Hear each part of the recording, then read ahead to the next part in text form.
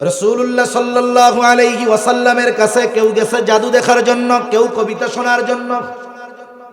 জবান খুলে বলেন তো, আমার আপনার নবী কি কবি নাকি? আমার আপনার নবী কি জাদুকর? আমার আপনার নবী কি পাগল? আমার আপনার নবী কি গণক নাকি? ওরা তো গেছে এগুলো দেখার আশায়।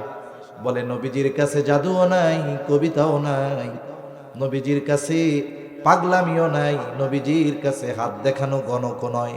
কি আছে? বলে নবীজির কাছে যা আছে সেটা হলো আল কোরআন। নবীজির কাছে যারাই যাইতো নবীজি তাদের কোরআন শোনায়া দিতেন। এই যে শীত মৌসুম ভালো মতো শুরু হয়েছে, আজকেও তো মনে হয় বাইতুল মুকাররমে আন্তর্জাতিক কেরাত সংস্থা ইকরার উদ্যোগে আন্তর্জাতিক কেরাত মাহফিল হচ্ছে। এই যে কেরাত মাহফিল গুলা হয়, ফরিদপুরেও হয়তো হবে।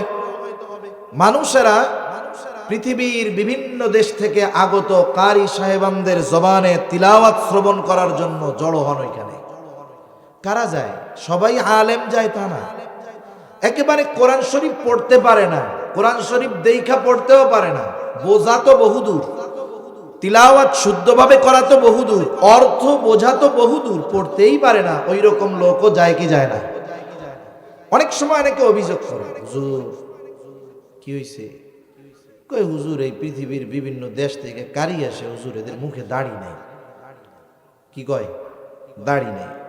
বাংলাদেশের মানুষ দাড়ি না থাকলেও দাড়ির প্রতি তাদের একটা সিম্পেথি আছে। মনে করেন আপনাদের মসজিদের মুসল্লি কয়েকজন আছে, দাড়ি গজাইতেই দেয় না, সকালে এক শেপ বিকালে আর এক শেপ, আছে না এরকম?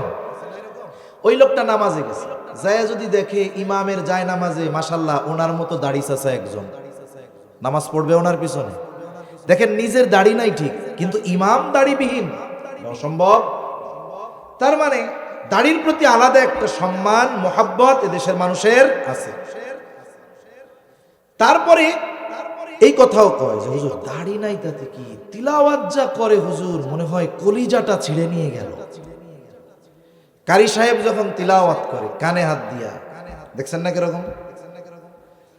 والضحى والليل إذا سجى ما ودعك ربك وما قلى।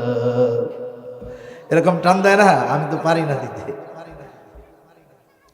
কারি সাহেব যখন তিলাওয়াত দেয়, তিলাওয়াত করে লম্বা সূরা দুহা একটানে পড়ে ফেলে। কিভাবে পড়ে? আল্লাহু আকবার।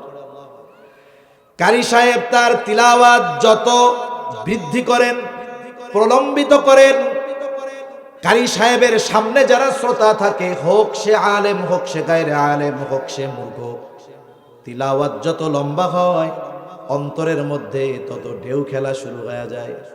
অপেক্ষায় থাকে কখন কারি সাহেব তিলাওয়াত সমাপ্ত করবে। আর সাথে সাথে গোটা মজলিসের সব মানুষ জবান খুলে চিৎকার করে বলে ওঠে আল্লাহু আকবার। বলে না এরকম? বলে।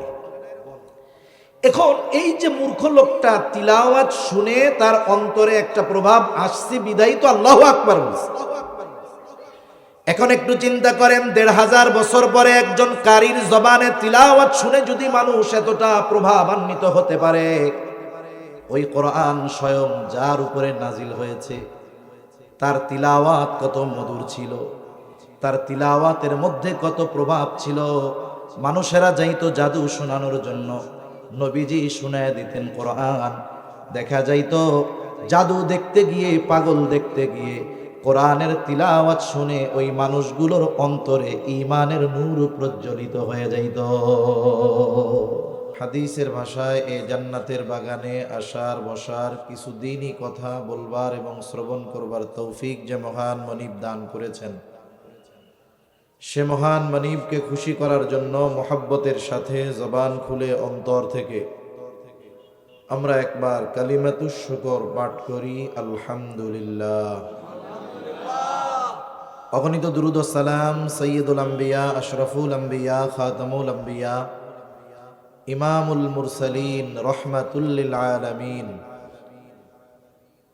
মুহাম্মাদুর রাসূলুল্লাহ সাল্লাল্লাহু আলাইহি ওয়াসাল্লামের উপর আমি আপনাদের খেদমতে পবিত্র কোরআনুল করিমের একটা আয়াত ও রসুল আকরাম সাল্লাল্লাহু আলাইহি ওয়াসাল্লামের অগণিত হাদিস থেকে একটা হাদিস পাঠ করেছি।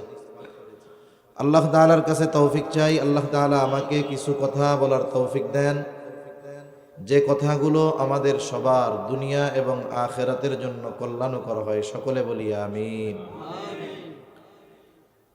এই পৃথিবীতে মানুষের কিছু দামি দামি সম্পদ আছে। ঈমান তো সবচেয়ে দামি সম্পদ, এরপরেও পার্সোনাল কিছু দামি সম্পদ আছে। এই দামি সম্পদ যার মধ্যে যত বেশি, সে দুনিয়া আখেরাত উভয় জাহানে সফল তত বেশি। আমরা তো টাকা পয়সা, ধন দৌলত, পদ পদবী এগুলোকে সম্পদ মনে করি, কিন্তু মানুষের এই সমস্ত সম্পদগুলোর সাথে এমন একটা সম্পদ আছে, যদিও সেটা দেখা যায় না, কিন্তু তার প্রয়োগ বাস্তব জীবনে হয়। সেই সম্পদের নাম কি? বলে সেই সম্পদের নাম হলো ক্যারেক্টার, চরিত্র। চরিত্র এটা মানুষের বড় এক সম্পদ। এজন্য একটা প্রবাদ আছে, আমি আবার ইংরেজিতে দক্ষ না, এমনি বলতেছি, ভুল হইলে চুপ করে থাকেন, লজ্জা দিয়েন না। অনেক সময় বলে, money is lost, nothing is lost, health is lost, something is lost, but character is lost, everything is lost. তাহলে বোঝা গেল, সম্পদ যদি বিনষ্ট হয়ে যায় কোনো ক্ষতি নেই, সম্পদ আবার উপার্জন করা যাবে।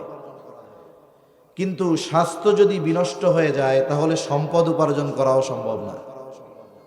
এজন্য স্বাস্থ্যের ক্ষতি এটা আসলেও ক্ষতি, কিন্তু চরিত্রের ক্ষতি, ক্যারেক্টার যদি নষ্ট হয়ে যায়, এর চাইতে বড় ক্ষতি আর কিছুই হতে পারে? সব কিছুই তার শেষ।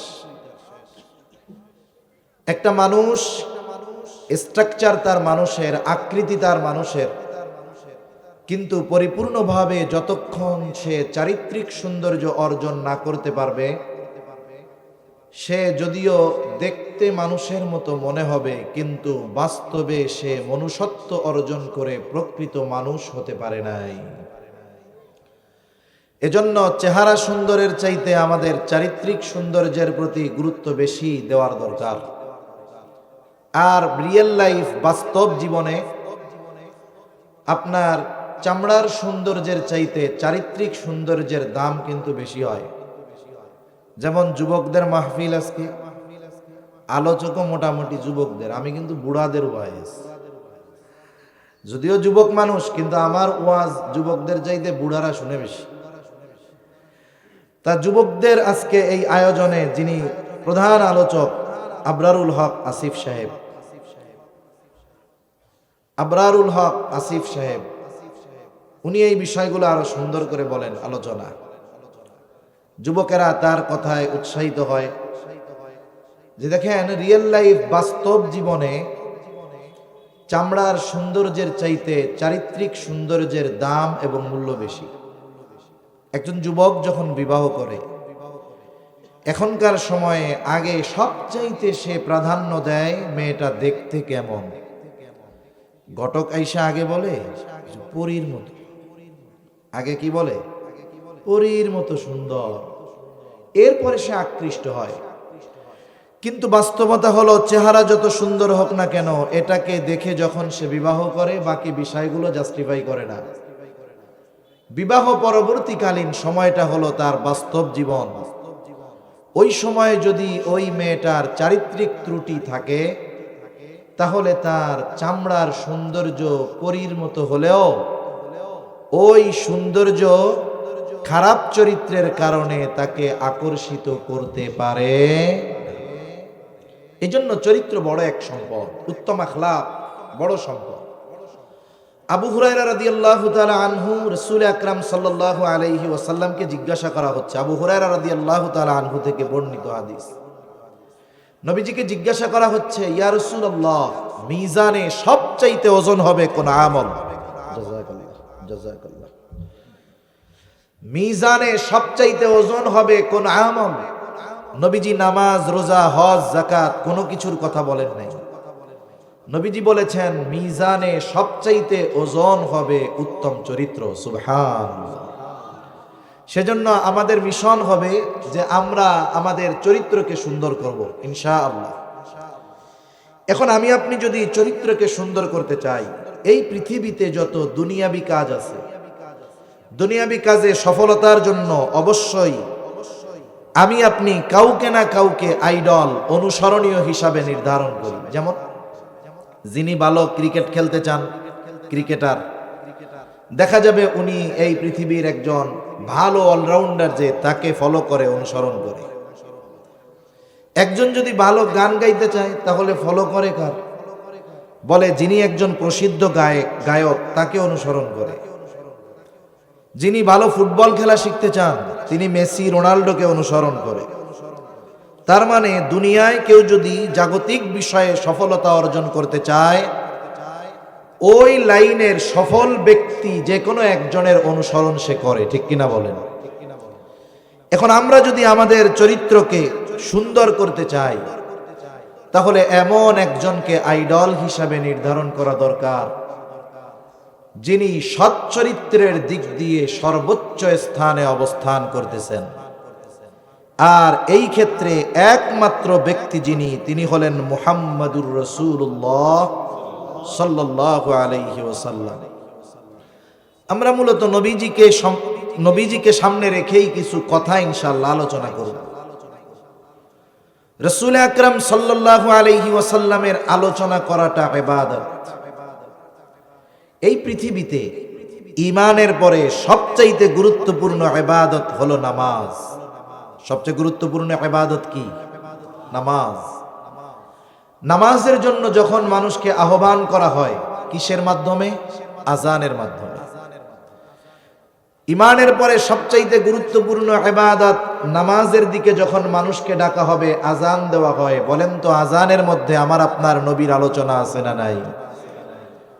এরপরে আপনি ইকামত দিবেন, মানে নামাজে দাঁড়ানোর জন্য যখন প্রস্তুতি নিবেন, ইকামতের মধ্যে নবীজির কথা আছে না নাই?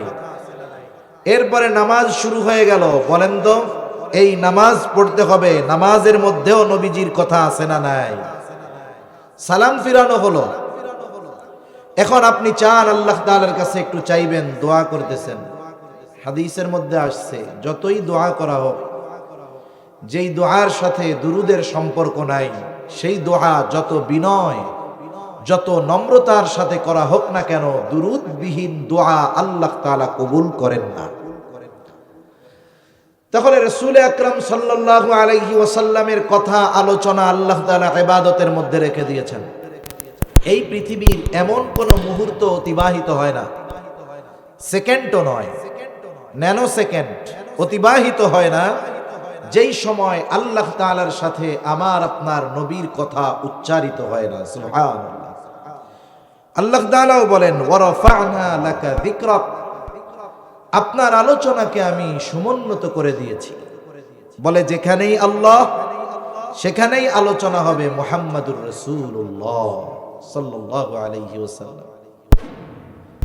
রাসূল আকরাম সাল্লাল্লাহু আলাইহি ওয়াসাল্লাম কেমন চরিত্রের অধিকারী ছিলেন? বিষয়টা আবার এমন নয় যে নবুয়তির পরে নবীজির চরিত্র সুন্দর ছিল, নবুয়তির আগে মনে হয় ছিল না।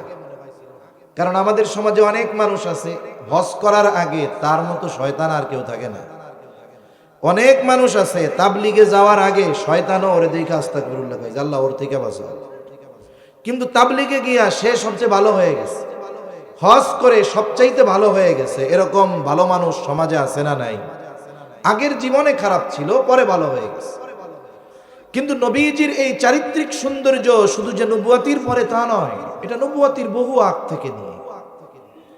যদি নবীজির চরিত্র নবুয়তির আগে পরের কেমন উপমা দিতে যাই, একটা উদাহরণ দিলে বুঝতে সহজ হবে ইনশাআল্লাহ। মনে করেন আপনি সৌদি আরব থেকে একটি স্বর্ণের বার কিনে এনেছেন, স্বর্ণের টুকরা, বার, বিস্কিট, যাই বলেন না কেন। 10 বছর আগে কিনে এনেছিলেন। 10 বছর আগে এটাকে সিন্দুকের মধ্যে এমন ভাবে লুকায় রাখা হয়েছে কেউ টেরও পায় নাই। বলেন তো 10 বছর অব্যবহৃত ফেলে রাখা লুকিয়ে রাখা এই স্বর্ণের বার 10 বছর পরে যদি বাহির করে, কেনার সময় যেমন উজ্জ্বল ছিল 10 বছর পরে কি ওই উজ্জ্বলতা থাকবে? থাকবে না। উজ্জ্বলতা নাই, তবে কি তার দাম কমে গেছে নাকি? দাম কিন্তু কমে নাই। উজ্জ্বলতা কমেছে, তবে দাম কমে নাই। স্বর্ণকারের কাছে গিয়ে একটু অ্যাসিড পানির মধ্যে চুবনি দিয়ে উঠাবে, একটা ঘষা দিলে দেখা যাবে আবার আগের মতো চকচকা হয়ে গেছে। নবীজির চরিত্র নবুয়তির আগেও স্বর্ণ, পরেও স্বর্ণ। তফাৎ কি? বলে নবুয়তির আগে স্বর্ণ, তবে উজ্জ্বলতা কম ছিল, দাম ঠিক ছিল। নবুয়তির পরে বলে দামও আছে, উজ্জ্বলতাও বাড়ছে, নবুয়তির পানি দিয়ে ধুয়ে দেওয়ার কারণে, নবুয়তি দেওয়ার কারণে। তার মানে নবুয়তির আগে আমার আপনার নবীর চরিত্রে মুগ্ধ ছিল মক্কাবাসী, আর নবুয়তির পরে আমার আপনার নবীজির চরিত্রে মুগ্ধ হয়েছে গোটা বিশ্ববাসী। রাসূলুল্লাহ সাল্লাল্লাহু আলাইহি ওয়াসাল্লামের চারিত্রিক সত্যায়ন আল্লাহ তাআলা কোরআনে করেছেন। আপনি আমি যদি আমার আপনার কোনো সরকারি কাজে চারিত্রিক সত্যায়ন পত্রের দরকার হয়, অনেক সময় এমন ব্যক্তির কাছ থেকে আপনার এলাকার সবচাইতে বড় বুজুর্গের চারিত্রিক সার্টিফিকেট আনতে হয়। এমন ব্যক্তির কাছ থেকে দেখা যাবে সে গম চুরিতে সেঞ্চুরি করছে, তার নিজের চরিত্র ঠিক নাই, কিন্তু সে আপনার এলাকার সবচাইতে ভালো মানুষের চরিত্রের সত্যায়ন করতেছে। আর আমার আপনার নবীজির চরিত্রের সত্যায়ন আল্লাহ তাআলা তো করেছেন, সাথে সাথে নবুয়তির কম পক্ষে 20 বছর আগে আল্লাহ তাআলা আমার আপনার নবীর চারিত্রিক সত্যায়ন মক্কার কাফেররাও করছে। সুবহানাল্লাহ। রাসূল সাল্লাল্লাহু আলাইহি ওয়াসাল্লামকে কাফেররা নবুয়তির পরে বারবার হত্যার অপচেষ্টা করেছে। আমাদের দেশে একটা মানুষকে যদি আরেক মানুষের থেকে দূরে সরাতে হয়, মনে করেন আপনারা একজনকে খুব মোহাব্বত করেন, ভালো মানুষ, তার পেছনে যুবক ভাইয়েরা আছে, তাকে খুব মানে, তার কথায় দিনের উপরে চলে। এখন খারাপ মানুষ চিন্তা করতেছে যুবকদেরকে এই লোক থেকে দূরে সরানো দরকার। সবচাইতে বড় অস্ত্র হলো ওই ব্যক্তির চরিত্রের উপরে আঘাত করা। যদি তার চরিত্র সম্পর্কে কোনো দোষ বের করা যায়, দেখা যাবে তার কাছ থেকে মানুষেরা দূরে সরে যাবে। অথচ দেখেন কাফেররা নবীকে হত্যার অপচেষ্টা করেছে ঠিক, কিন্তু নবীজির চরিত্রের ব্যাপারে কখনো অপবাদ দেওয়ার দুঃসাহস মক্কার কাফেররা করতে পারে নাই। তারাই নবুয়তির কমপক্ষে 20 বছর আগে নবীজির উপাধি দিয়েছে আল আমিন, আস-সাদিক। রাসূলুল্লাহ সাল্লাল্লাহু আলাইহি ওয়াসাল্লাম নবুয়তির পরে গোপনে 3 বছর দাওয়াত দিয়েছেন। কয় বছর? জোরে বলেন, কয় বছর? 3 বছর। আল্লাহ তাআলা 3 বছর পরে নির্দেশ দিলেন এখন আর গোপনে দাওয়াত হবে না। আল্লাহ তাআলা বলেন ওয়া আনযির আশীরাতাকাল আকরাবিন। আল্লাহ রাব্বুল আলামিন নির্দেশ দিলেন আপনি আপনার নিকটস্থ যারা আছে, পরিবার পরিজন, আত্মীয় স্বজন, বন্ধু বান্ধব, তাদেরকে আপনি এবার দাওয়াত দেন। নবীজি সাল্লাল্লাহু আলাইহি ওয়াসাল্লাম নিজ গণ্ডির ভিতরে আল্লাহ তাআলার নির্দেশে আশেপাশের আত্মীয় স্বজনদেরকে দাওয়াত দেওয়া শুরু করলো। একসাথে সবার কাছে এই কথাগুলো কেমনে পৌঁছানো যায়? নবীজি উঠে গেলেন সাফা পাহাড়ে। সাফা পাহাড় হলো আবু কুবাইস পাহাড়ের একটা অংশ। আবু কুবাইস পাহাড়ের অন্যতম একটি বৈশিষ্ট্য ছিল মক্কার কাফেরদের কাছে, এই পাহাড়ে উঠে একজন মানুষ, হোক সে আরবি হোক সে অনারবি, হোক সে ধনী হোক বা গরিব, যে কোনো ব্যক্তি যদি বিপদে পড়ে মক্কাবাসীর কাছে সাহায্য চাইত, দেখতো না ব্যক্তিকে ওই পাহাড়ের আজমতে মানুষেরা ওই দুর্দশাগ্রস্ত ব্যক্তির সাহায্যের জন্য ছুটে চলে আসতো। ওই আবু কুবাইস পাহাড়ের একটা অংশ হলো সাফা পাহাড়। সাধারণ একজন মানুষ যদি সেখানে ডেকে মক্কাবাসীকে ডাকে, তাহলে সবাই ছুটে আসে। আর আজকে ডাক দিয়েছে আল আমিন, দলে দলে সবাই এসে হাজির। আল আমিন, আমাদের ডাকছো কেন? নবীজি এবার তাদেরকে বললেন, আমি যদি তোমাদেরকে এই খবর দেই, এই পাহাড়ের পেছন দিকে একদল সশস্ত্র বাহিনী তোমাদের উপরে আক্রমণ করার জন্য অপেক্ষা করতেছে, আকুনতুম মুসাদ্দিকিয়া, তোমরা কি আমার এই কথা বিশ্বাস করবা নাকি? নবীজি তাদের কাছে প্রশ্ন ছুড়ে দিলেন। এই প্রশ্ন করার পর উপস্থিত সকলে সমস্বরে বলে, মুহাম্মদ, কেন বিশ্বাস করব না তোমার এই কথা? কারণ বিগত সময়ে তুমি সর্বদা সত্য কথা বলেছ, বিগত সময়ে আমরা তোমাকে কখনো মিথ্যাবাদী পাই নাই। 43 বছরে তুমি একটা মিথ্যা কথাও বলো নাই। আমি বলতেছি আপনাদের, শুনতেছি আমরা, খুব সহজ, 43 বছরে মিথ্যা কথা বলি নাই। অথচ দেখা যাবে অনেক ভালো মানুষ সমাজে যে ভালো হিসাবে প্রতিষ্ঠিত পরিচিত, দেখা যাবে সকালে মিথ্যা কথা না বললে তার পেট ক্লিয়ার হয় না। আছে না এরকম কিছু আল্লাহর বান্দা? সকালবেলা বাথরুমে যেয়ে 2 টান না দিলে বাথরুম ক্লিয়ার হয় না। আছে না এরকম বুজুর্গ? হ্যাঁ হ্যাঁ। অথচ নবীজি গোটা 43 বছরে একটা মিথ্যা কথাও বলেন নাই। জাহেলিয়াতের সময়ও হজ ছিল। প্রতি বছরের ওই হজের মৌসুমে পৃথিবীর বিভিন্ন প্রান্ত থেকে মক্কায় মানুষেরা চলে আসতো হজ করার জন্য, বাইতুল্লাহ দর্শনের জন্য, বাইতুল্লাহ জিয়ারতের জন্য। মক্কার মানুষেরা, কাফেরেরা চিন্তা করলো, হজের মৌসুম তো চলে আসছে, মানুষেরা যদি মুহাম্মাদের খবর পায় আর মুহাম্মদ যদি তাদেরকে তার পক্ষে নিয়ে যায়, তাহলে তো অবস্থা খারাপ, কি করা যায়? তারা সকলে মিলে আলোচনা করার পরে সিদ্ধান্তে উপনীত হলো যে আগন্তুক সকলকে মুহাম্মাদের ব্যাপারে সতর্ক করতে হবে। মানুষদের থেকে, নবীজির থেকে মানুষদেরকে দূরে সরানোর জন্য কাফেররা নবীর ব্যাপারে 4টা শব্দ ব্যবহার করতো। কয়টা শব্দ? তারা প্ল্যান করলো, মক্কা প্রবেশের যতগুলো রাস্তা আছে প্রত্যেক রাস্তার মুখে এক এক দল প্রতিনিধি দাঁড় করিয়ে দিবে। ওই রাস্তায় যত মানুষ আসবে তারা এলান করে, ঘোষণা করে জানিয়ে দিবে, শোনো, মক্কায় একজন লোক আছে, তার নাম মুহাম্মদ, খবরদার, সে কিন্তু একজন পাগল, তার দ্বারের কাছেও তোমরা যাবা না। আর একদিকে প্রবেশ দ্বারে আর এক দলকে দাঁড় করায় দিয়েছে। যারাই ওই রাস্তায় আসে প্রতিনিধিরা ঘোষণা করে দেয়, শোনো, মক্কায় একজন লোক আছে, তার নাম মুহাম্মদ, খবরদার, তার কাছে তোমরা কেউ যাবা না, সে কিন্তু একজন পাগল। আর এক প্রবেশ দ্বারে আর এক গ্রুপ দাঁড় করায় দিছে। যারাই আসে তারা ঘোষণা করে জানায় দেয়, শোনো, মক্কায় একজন লোক আছে, নাম হলো মুহাম্মদ, সে কিন্তু একজন কবি, খবরদার, তার কাছে তোমরা যাবা না। আর এক রাস্তায় আর এক গ্রুপ দাঁড় করায় দিয়েছে। যারাই আসে তাদের কানে পৌঁছায় দেয়, শোনো, মক্কায় একজন লোক আছে, তার নাম হলো মুহাম্মদ, সে কিন্তু একজন জাদুকর, খবরদার, তোমরা তার কাছে যাবা না। আল্লাহ তাআলার কুদরত কেমন দেখেন! যেই মানুষগুলো পৃথিবীর বিভিন্ন প্রান্ত থেকে মক্কায় আসতেছিল, কেউ চেনে না মুহাম্মদকে, মুহাম্মদ নামে যে একজন আছে কেউ জানতো না। আল্লাহ তাআলা আমার আপনার নবীর দুশমনদের মাধ্যমে তাদের সকলের কর্ণকুহরে পৌঁছিয়ে দিল যে, শোনো, মক্কায় একজন লোক আছে, তার নাম হলো মুহাম্মদ। কেউ চিনতো না, এখন না দেখলেও নাম তো শুনছে। অনেক সময় মানুষকে মানুষের দেখার আগ্রহ জন্ম হয় কেমনে? বলে নাম শুনতে শুনতে অনেক সময় চেহারা দেখতে মন যায়। ওরা মানা করছে, খবরদার, ধারে কাছে যাবা না। মক্কার মধ্যে যারাই ঢুকে সবার মুখে এক কথা, মুহাম্মদ কোথায়, মুহাম্মদ কোথায়।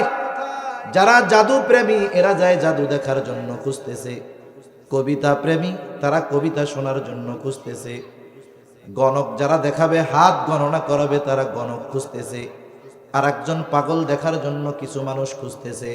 চিন্তা করে, এই লোক তো ছোটখাটো পাগল না, ছোটখাটো জাদুকর নয়, ছোটখাটো গণক নয়, ছোটখাটো কবিও নয়।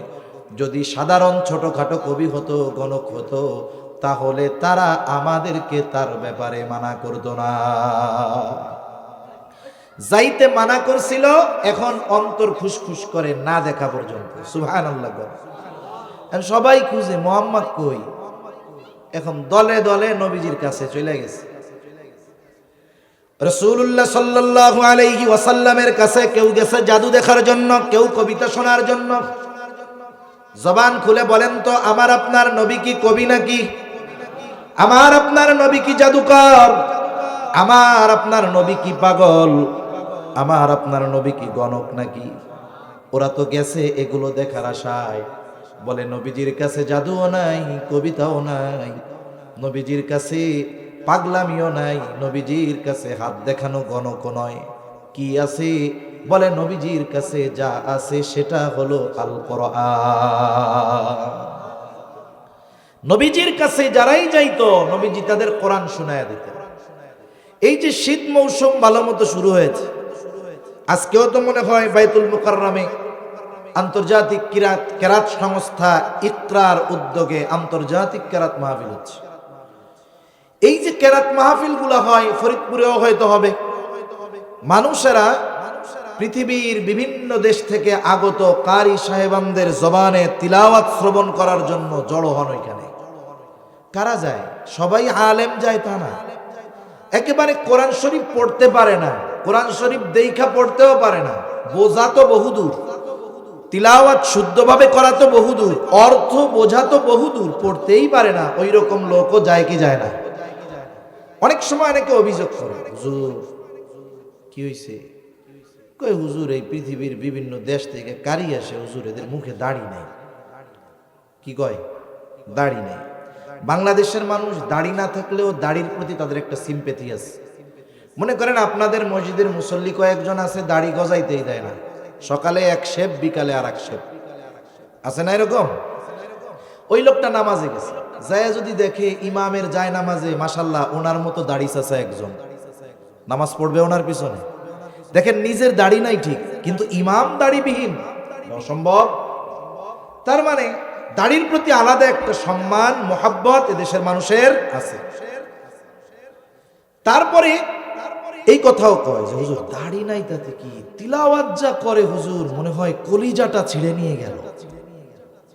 কারি সাহেব যখন তিলাওয়াত করে কানে হাত দিয়া, দেখছেন না কিরকম? ওয়াদ-দুহা ওয়াল-লাইলি ইযা সাজা মা ওয়াদ্দাআকা রাব্বুকা ওয়া মা ক্বালা, এরকম টান দেয় না? আমি তো পারি না দিতে। কারি সাহেব যখন তিলাওয়াত দেয়, তিলাওয়াত করে লম্বা সূরা দুহা একটানে পড়ে ফেলে। কিভাবে পড়ে? আল্লাহু আকবার। কারি সাহেব তার তিলাওয়াত যত বৃদ্ধি করেন, প্রলম্বিত করেন, কারি সাহেবের সামনে যারা শ্রোতা থাকে, হোক সে আলেম, হোক সে গায়রে আলেম, হোক সে মূর্খ, তিলাওয়াত যত লম্বা হয় অন্তরের মধ্যে তত ঢেউ খেলা শুরু হয়ে যায়। অপেক্ষায় থাকে কখন কারি সাহেব তিলাওয়াত সমাপ্ত করবে। আর সাথে সাথে গোটা মজলিসের সব মানুষ জবান খুলে চিৎকার করে বলে ওঠে আল্লাহু আকবার। বলে না এরকম? বলে। এখন এই যে মূর্খ লোকটা তিলাওয়াত শুনে তার অন্তরে একটা প্রভাব আসছে বিদায়ী তো আল্লাহু আকবার বলছে। এখন একটু চিন্তা করেন, ১৫০০ বছর পরে একজন কারীর জবানে তিলাওয়াত শুনে যদি মানুষ এতটা প্রভাবান্বিত হতে পারে, ওই কোরআন স্বয়ং যার উপরে নাজিল হয়েছে তার তিলাওয়াত কত মধুর ছিল, তার তিলাওয়াতের মধ্যে কত প্রভাব ছিল। মানুষেরা যাইতো জাদু শোনানোর জন্য, নবীজি শুনায় দিতেন কোরআন। দেখা যাইতো জাদু দেখতে গিয়ে, পাগল দেখতে গিয়ে কোরআনের তিলাওয়াত শুনে ওই মানুষগুলোর অন্তরে ঈমানের নূর প্রজ্বলিত হয়ে যাইত। তাহলে আল্লাহ তাআলার সিস্টেম কত সুন্দর। ওরা চাইছে মুহাম্মাদের কাছে যেন কেউ না যায়। আল্লাহ বলেন ফেসবুক তো নাই, ওটা তো ১৫০০ বছর পরে আসবে, এর আগেই দেখ কি কাম করি। তোরা মুহাম্মদ থেকে এদেরকে দূরে সরাবি, আর আমি আল্লাহ তোদের সিস্টেমকে এমন কাজে লাগাবো যে মুহাম্মাদের নাম পৃথিবীর আনাচে কানাচে পৌঁছিয়ে যাবে। সুবহানাল্লাহ। অথচ অনেক সময় আফসোস হয়, যেই নবীর চারিত্রিক ব্যাপারে মক্কার দুশমনেরা বারবার হত্যার চেষ্টা করেছে নবীজিকে, নবীজি সিজদায় গেছে, উটের নাড়ি ভুড়ি এনে নবীজির উপরে চাপিয়ে দিল যেন মারা যায়। নবীজিকে পেছন দিক থেকে কাপড় দিয়ে গলার মধ্যে পেঁচিয়ে ধরা হলো যেন শ্বাসরুদ্ধ হয়ে মারা যায়। সব গোত্র থেকে এক একজন প্রতিনিধি নিযুক্ত করা হলো, নবীজিকে হত্যা করতে হবে। এই মানুষগুলো নবীজিকে হত্যার অপচেষ্টা বারবার করেছে, কিন্তু নবীর চারিত্রিক ব্যাপারে অপবাদ দেওয়ার দুঃসাহস করে নাই। অথচ আফসোস, ১৫০০ বছর পরে মুসলমানের ঘরে এমন সন্তান আমরা দেখতে পাই, এমন মানুষ আমরা দেখতে পাই যারা নবীজির চারিত্রিক ব্যাপারে অপবাদ দেওয়ার দুঃসাহস করে। তবে একটা জিনিস মনে রাখতে হবে আমাদের, এ তো আর আমি মৌলবী না যে আমার ব্যাপারে চারিত্রিক কোনো ত্রুটির কথা যদি কেউ উত্থাপন করে, মানুষ যতই আমাকে ভালোবাসুক না কেন, আমার পরিচিত জন, এদের মধ্য থেকে কিছু মানুষ, আল্লাহর কসম, যার অন্তরে ন্যূনতম ঈমান আছে, সেও কখনো নবীজির এই চারিত্রিক ব্যাপারে যেই অপবাদ তারা দিবে, বিশ্বাস তো বহুদূর, কোন সংশয় নবীর চরিত্রের ব্যাপারে মুমিনের অন্তরে কাফেররা প্রবেশ করাতে পারবে না। বরং কি হবে, বরং নবীর ব্যাপারে যদি কেউ অপবাদ দেয়, এটা সহ্য করতে পারবে না, তার মনে হবে ওরে যদি পাইতাম জিহ্বার টান দিয়ে ছেড়ে ফেলতাম। ঠিক কিনা বলেন? কারণ রাসূল আকরাম সাল্লাল্লাহু আলাইহি ওয়াসাল্লাম ১৫০০ বছর আগে দুনিয়া থেকে চলে গেছেন ঠিক, কিন্তু এমন উম্মত রেখে গিয়েছেন, হয়তো তাদের ঈমানি দুর্বলতা, নামাজ হয়তো পড়ে না, ঠিক আছে, পাপাচারে লিপ্ত হয়, ঠিক আছে, আল্লাহ চাইলে মাফ করে দিবে, কিন্তু দেখবেন নবীর ব্যাপারে যদি কেউ কিছু বলে, ওই বেনামাজি যুবক ৮০ বছরের বৃদ্ধ ঘরে বসে থাকে না, বরং জীবন দেওয়ার জন্য সামনের সারিতে গিয়ে দাঁড়িয়ে যায়। এই মুহাব্বত আল্লাহ তাআলা এই উম্মতের অন্তরে নবীর ব্যাপারে ঢেলে দিচ্ছে। কাফেররা নবীজির ব্যাপারে বিভিন্ন ধরনের অপবাদ দেওয়ার চেষ্টা করে। এর মধ্যে একটা হলো, তারা বলতে চায় মুহাম্মাদের বয়স ২৫ বছর, খাদিজার বয়স হলো ৪০ বছর। খাদিজাকে মুহাম্মদ কেন বিবাহ করবে? বলে বিবাহ করছে সম্পদের লোভে। নাউজুবিল্লাহ বলেন। ইতিহাস থেকে সংক্ষেপে আপনাদের শুনাই। খাদিজাতুল কুবরা রাদিয়াল্লাহু তাআলা আনহা নবীজির সাথে বিবাহ হওয়ার আগে ২ জন স্বামীর ঘর করেছেন, ২ স্বামী ইন্তেকাল করেছে এবং তার স্বামীদের ঘরে তার একাধিক সন্তান ছিল। খাদিজা এই ব্যাপারে দৃঢ় প্রতিজ্ঞাবদ্ধ হলেন যে তিনি আর বিবাহ শাদী করবেন না, বাকি জীবন এভাবে কাটিয়ে দিবেন। কিছু সম্পদ তিনি পেয়েছেন স্বামীদের থেকে, কিছু সম্পদ বাবার থেকে নিয়ে তিনি ব্যবসা শুরু করে দিলেন। তিনি একজন বিদুষী বুদ্ধিমতী নারী ছিলেন। ওই জাহেলিয়াতের সময়ও খাদিজার উপাধি ছিল তাহেরা, পুত পবিত্রা। খাদিজা একজন সফল ব্যবসায়ী ছিলেন। খাদিজার বয়স যখন ৩৭, আমার আপনার নবীজির বয়স হলো ২২। ৩৭ বছর বয়সে খাদিজা চিন্তা করলেন তিনি তিনার ব্যবসার ইতিহাসে সবচাইতে বড় কাফেলা সিরিয়াতে পাঠাবেন। বিজনেস ছিল এক্সপোর্ট ইম্পোর্টের ব্যবসা। মক্কা থেকে সিরিয়ায় যেই পণ্যগুলোর চাহিদা, মক্কা থেকে সেগুলো নিয়ে সিরিয়ার বাজারে বিক্রয় করা দেন। আবার মক্কার বাজারে সিরিয়ার যেই পণ্যগুলোর চাহিদা, ওগুলো কিনে মক্কার বাজারে বিক্রয় করা দেন। খাদিজা এই কাফেলার দায়িত্ব দেওয়ার জন্য একজন বিশ্বস্ত মানুষ তালাশ করতেছে। পেরেশান যে এত বড় কাফেলার দায়িত্ব দেওয়া হবে, একজন বিশ্বস্ত মানুষ না হলে হয় নাকি? এই খবর আবু তালেবের কাছেও পৌঁছাইল। আবু তালেব, আমার আপনার নবীর বয়স তখন ২২, এসে বলে, ও মুহাম্মদ, খাদিজা একজন বিশ্বস্ত মানুষ তালাশ করতেছে, তুমি যাও, তুমি গিয়া খাদিজাকে বলো যে আমি আপনার এই কাফেলার দায়িত্ব নিতে যাই। ওই বছর মক্কায় একটু দুর্ভিক্ষ দেখা দিয়েছিল, মানুষ কষ্টে ছিল। আবু তালেবের এই কথায় আমার আপনার নবীজি বললেন, আমি নিজ থেকে খাদিজার কাছে দায়িত্ব চাইতে পারবো না। যদি আমাকে খাদিজা প্রস্তাব দেয় তাহলে আমি সেটা ভেবে দেখব, কারণ দায়িত্ব দেওয়া আর দায়িত্ব চেয়ে নেওয়া দুটো বিষয় এক নয়। সবাই দায়িত্ব পালন করতে পারে না। মনে করেন কথার কথা, যে কোনো একটা বিষয়ের দায়িত্ব আমি আপনাদের থেকে চেয়ে নিলাম যে আমার এই দায়িত্বটা দেন। এখন দায়িত্ব চেয়ে নেওয়ার পরে আমি যদি ওই দায়িত্ব পালনে ফেল করি, ব্যর্থ হই, তাহলে আপনারা আমার কি বলবেন? ধুর মিয়া হুজুর, আপনি পড়াবেন নামাজ, মাঝে মধ্যে ওয়াজ করবেন, তা আপনার এই দায়িত্ব নিতে কইছে কেন? তিরস্কার করবেন কি করবেন না? কিন্তু যদি ওই দায়িত্বটা আপনি আমার উপরে চাপায়া দেন, আমি বলছি ভাই নিতে চাই না, কিন্তু আপনি কি করতেছেন? বারবার চাপায়া দিচ্ছেন। এখন যদি বিষয়টা এমন হয় যে দায়িত্ব আমার উপরে চাপিয়ে দেওয়া হয়েছে, আমি যদি এই দায়িত্ব পালনে ব্যর্থ হই, তাহলে আপনাদের কিছু বলা লাগবে না, আমি আগে উল্টা বড় গলায় বলবো, মিয়া দায়িত্ব দিছেন কেন? নিতে কি চাইছিলাম না। কথা বুঝেন নাই মনে হয়? কথা বুঝতেছেন? তাহলে দায়িত্ব চেয়ে নেওয়া আর দায়িত্ব দেওয়া দুটো বিষয় এক নয়। আবু তালেব চলে গেলেন খাদিজার কাছে, গিয়ে বলে, খাদিজা, আপনি নাকি আপনার ব্যবসায়ী কাফেলার দায়িত্ব দেওয়ার জন্য একজন বিশ্বস্ত লোক খুঁজতেছেন। আমার ভাতিজা মুহাম্মদ, আপনি চাইলে তাকে দায়িত্ব দিতে পারেন।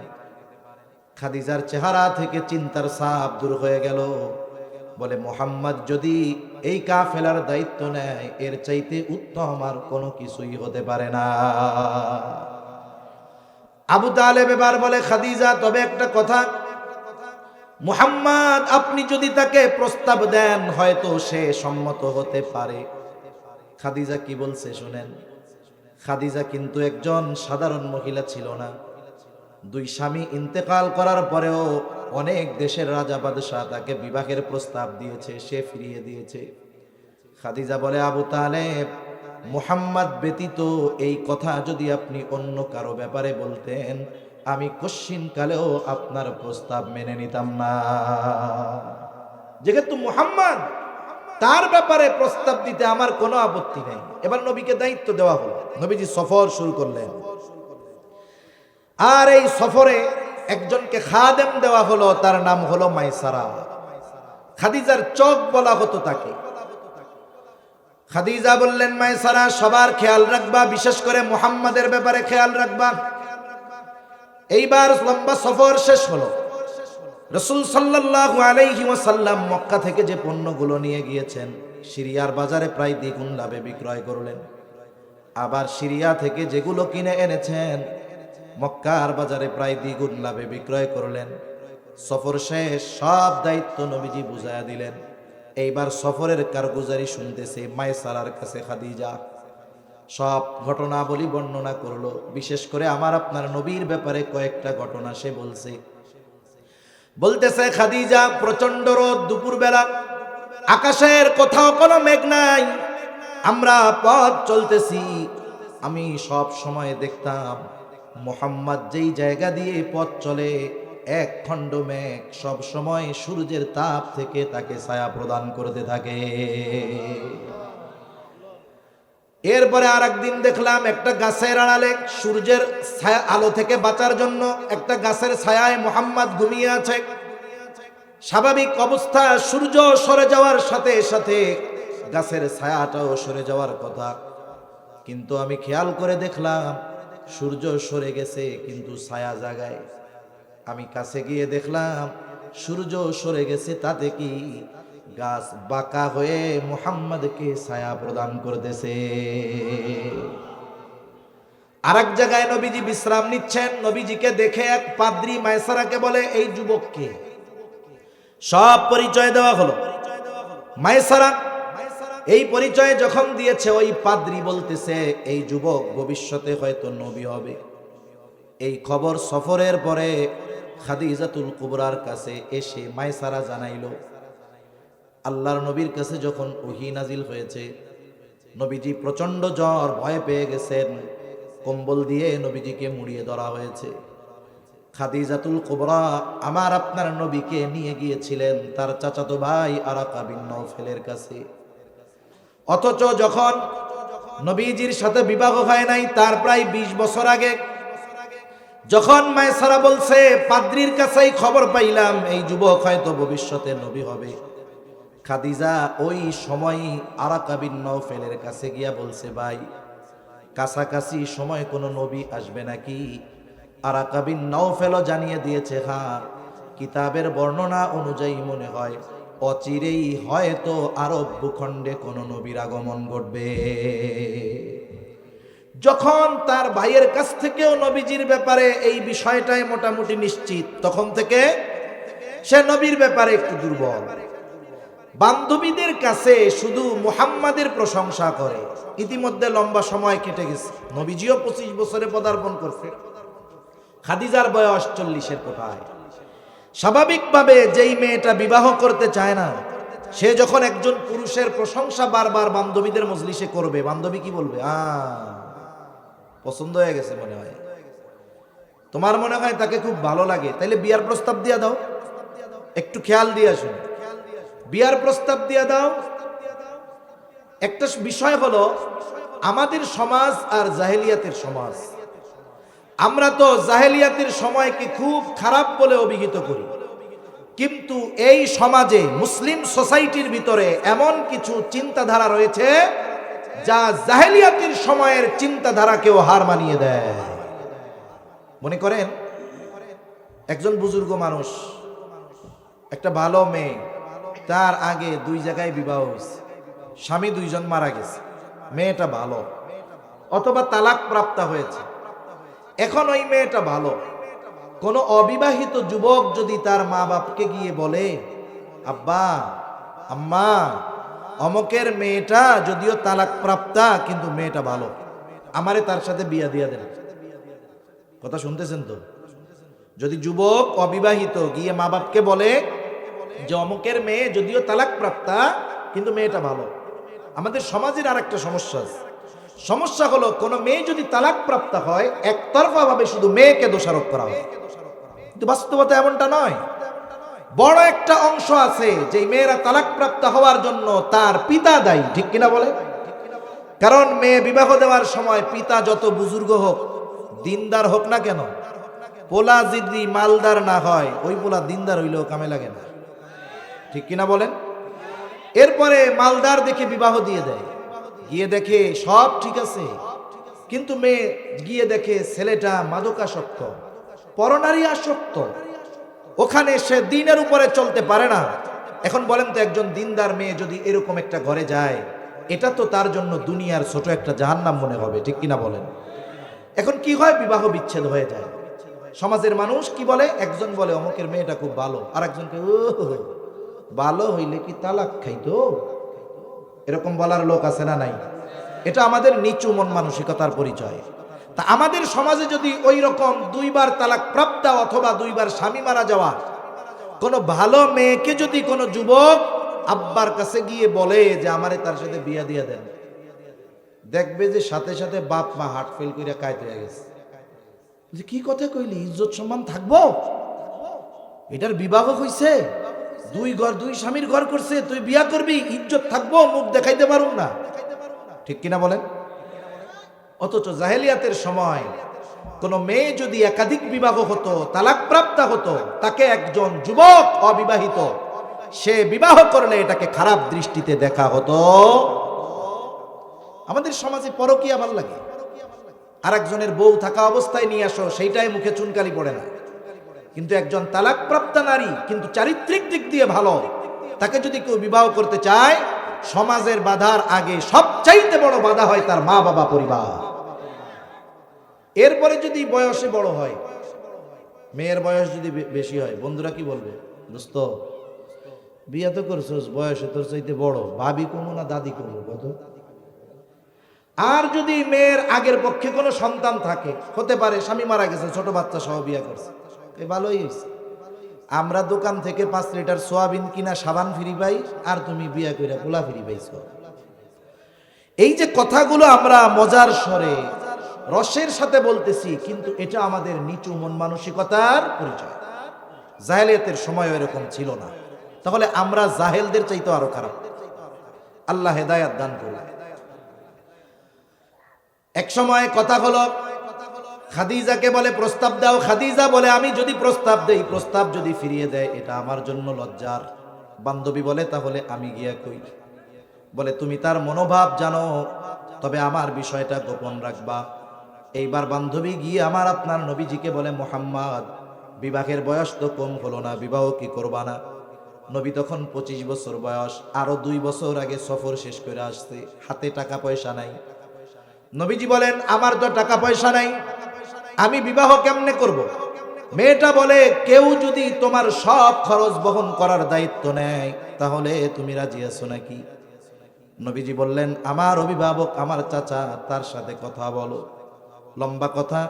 একটা সময় আবু তালেবের খুতবায় খাদিজাতুল কুবরার সাথে নবীজির বিবাহ হয়ে গেল। তাহলে প্রথম কথা হলো, আমার আপনার নবী বিবাহের প্রস্তাব দেন নাই, প্রস্তাব আসছে খাদিজার পক্ষ থেকে, ঠিক কিনা বলেন? আর আল্লাহ তাআলা কোরআনুল কারীমের মধ্যে জানিয়ে দেন, পবিত্র কোরআনুল কারীমের প্রসিদ্ধ সূরা সূরাতুদ দুহা, এই সূরার মধ্যে আল্লাহ তাআলা নবীজিকে প্রদত্ত নবুয়তের আগে কয়েকটা নেয়ামতের কথা বলছেন। প্রথম নেয়ামত আল্লাহ তাআলা বলেন, আলাম ইয়াজিদকা ইয়াতীমান ফাআওয়া, আমি কি আপনাকে ইয়াতীম অবস্থায় পাই নাই?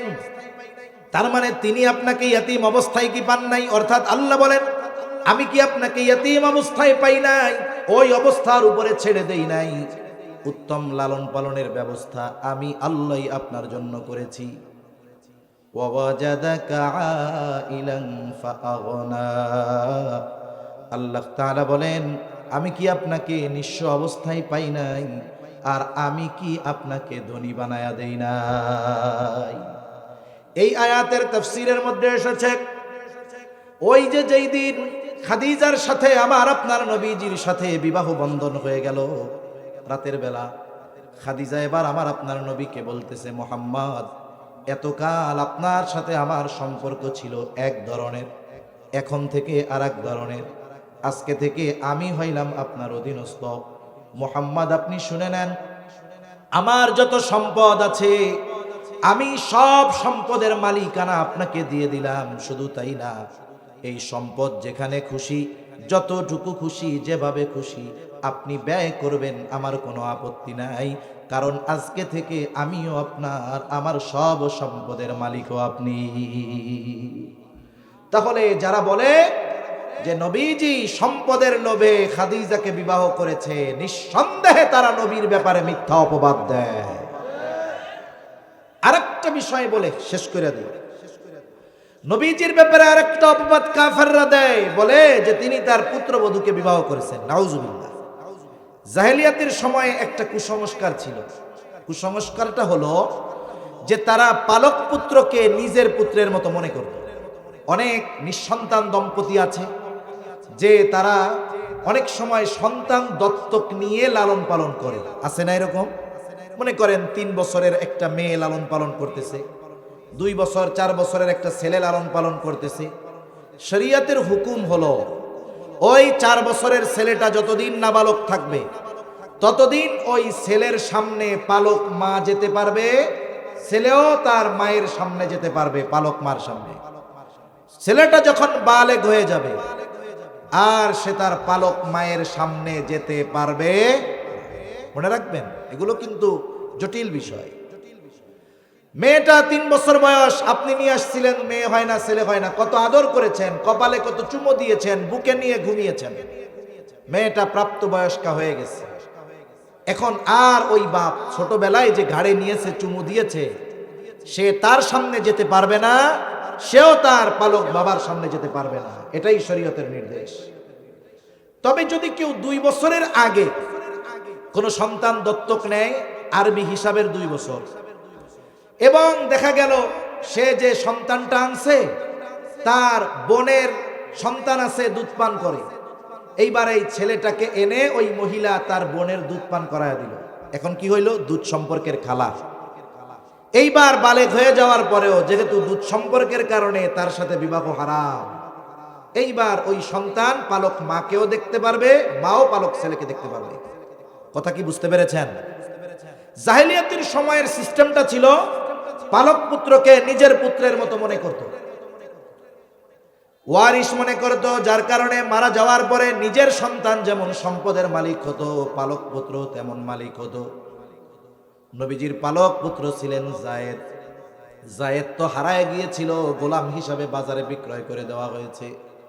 খাদিজাতুল কুবরার এক ভাই খাদিজাতুল কুবরার জন্য বাজার থেকে যায়েদকে কিনে আনে। বিবাহের পরে যায়েদের আচরণে মুগ্ধ খাদিজা নবীজিকে হাদিয়া দিল। যায়েদের মা বাবা খোঁজ পেয়েছে মক্কায় মুহাম্মাদের কাছে তাদের সন্তান রয়েছে, খুঁজতে খুঁজতে চলে আসছে। নবীজি তাকে আজাদ করে দিলেন, যাও তোমরা তোমাদের ছেলেকে নিয়ে যাও। কিন্তু কিশোর বালক যায়েদ নবীজির আচরণে এতটা মুগ্ধ হয়েছে, হারিয়ে যাওয়া মা বাবাকে ফিরে পাওয়ার পরেও মা বাবার সাথে না গিয়ে সে নবীজির সাথে থাকার সিদ্ধান্ত নিয়ে নেয়। যাবেই না। মা বাবাও বলছে তাহলে থাকো, মাঝে মধ্যে আইসা দেখা যাবো। এইবার নবীজি এই ঘটনার পরে প্রকাশ্য সবার সামনে ঘোষণা দিলেন, আজকে থেকে যায়েদ আমার সন্তান। একটা সময় যায়েদের সাথে নবীজির ফুফাতো বোন যায়নাব বিনতে জাহাসের বিবাহ দেওয়া হলো, কিন্তু দুইজনের মধ্যে বনাবনি হয় নাই। কারণ তিনি হলেন কুরাইশ বংশের নারী আর যায়েদ আগে গোলামি খেটেছে, দুইজনের মধ্যে বনাবনি হয় না। একটা সময় নবীজির কাছে এই কথাগুলো যায়েদ বলতে বলতে একটা সময় যায়নাব বিনতে জাহাসকে তালাক দিয়ে দিল। আর আল্লাহ তাআলা আমার আপনার নবীর উপরে নির্দেশ নাজিল করে দিলেন, পয়গম্বর আপনার মাধ্যমে শতাব্দীর পর শতাব্দী ধরে চলে আসা কুসংস্কারের কবর রচনা করতে চাই। সুতরাং আপনার পালক পুত্র যায়েদের তালাক প্রাপ্ত স্ত্রীর ইদ্যত শেষ হলে আপনি তাকে বিবাহ করবেন। স্রোতের অনুকূলে নবীজিকে দিয়ে এটা করানো হবে। একটা বিষয় হলো, অনেক সময় অনেক বিষয় আছে বলার চাইতে নিজে করলে এটার প্রভাব বেশি পড়ে। বলার চাইতে নিজে করলে বেশি পড়ে। একটা উপমা দেই তাহলে বুঝতে সহজ হবে। হুদাইবিয়ার সন্ধি যেই বছর হলো, মূলত ওই বছর মুসলমানেরা উমরা পালনের জন্য মক্কায় যাচ্ছিল। মক্কা থেকে মদিনা, মদিনা থেকে মক্কার রাস্তার 10 ভাগের 9 ভাগ অতিক্রম করে ফেলছে। অল্প কিছু রাস্তা আছে মক্কায় ঢুকবে। সবাই প্রস্তুত। কত বছর পর বাইতুল্লাহ দেখবে, পরিবার পরিজন আত্মীয় স্বজনের চেহারা দেখবে। বাদ সাধলো কাফেররা, সবাই ইহরাম পরা, সাদা কাপড় পরা উমরা করবে। তখন একটা চুক্তি হলো, হুদাইবিয়া নামক কূপের নিকটে হওয়ার কারণে এই চুক্তিটার নাম হলো হুদাইবিয়ার সন্ধি। এই চুক্তির যতগুলো ধারা ছিল সবগুলো মনে হচ্ছিল কাফেরদের পক্ষে, মুসলমানদের বিপক্ষে। এবছর ফিরে যাবেন, হজমরা কিছু করতে পারবেন না। কেউ যদি মক্কা থেকে আপনাদের মদিনায় চলে যায়, আপনারা